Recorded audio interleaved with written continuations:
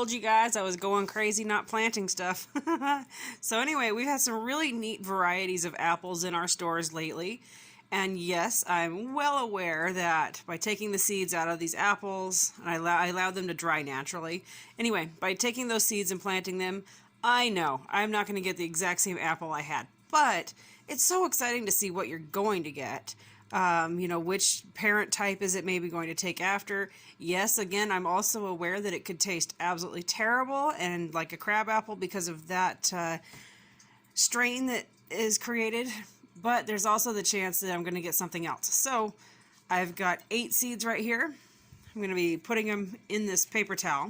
I'm going to be very carefully getting the paper towel damp and then putting them in this bag that I will be labeling with what type of apple it was that I'm starting. And it's going to go in my refrigerator for the next anywhere from a couple weeks to 4 to 6 months until these guys sprout. I'll be checking them every couple days, adding a little bit of water. If this is not very damp, I'll add a little bit more water, and I'll be watching for roots, and then I'll very carefully, any of them that decide to sprout, I'll very, very carefully take out and get them into a pot with a big pot, because these guys are going to have a taproot that does not want to be bothered at all.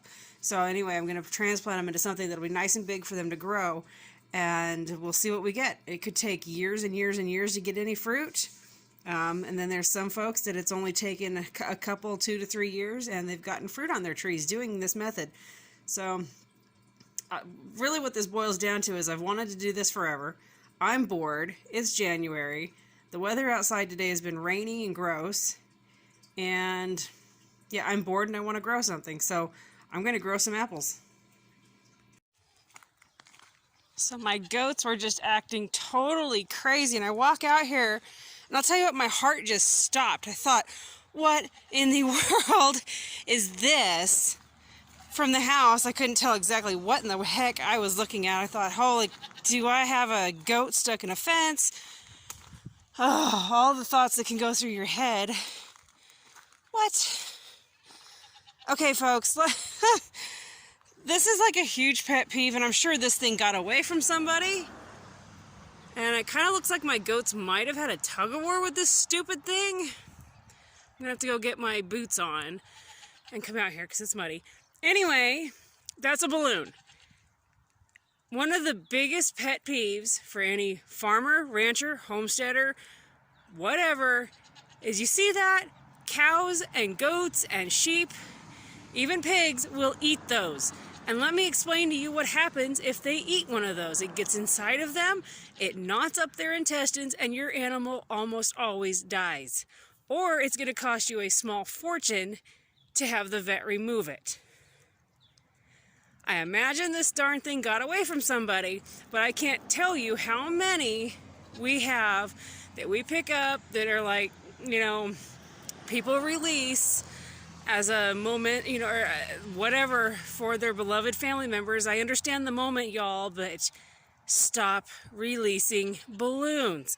And another thing, please, for the love of Pete, don't be buying those goofy lanterns that you light a little candle deal inside and it lifts up and it floats off. Do you know how many fires are started every year in farm fields and in haystacks, straw stacks, because of those things going up, then coming down and lighting something off? And not just with farmers. There's been house fires caused by those things. They're just, huge pet peeve. So yeah, I'm on my rant. Because if I hadn't noticed this, if the goats hadn't been being goofy, who knows, you know, I mean, could you imagine if one of my animals ate that? I'd have a dead goat. As you can see, Z still likes picking through the hay for those small leaves. She's still eating those. It's just the stems and grasses that she's having a hard time with. So she still likes to pick through all that soft, small stuff. And yep, she's getting grain. She still wants to pick through the hay and see what she can find.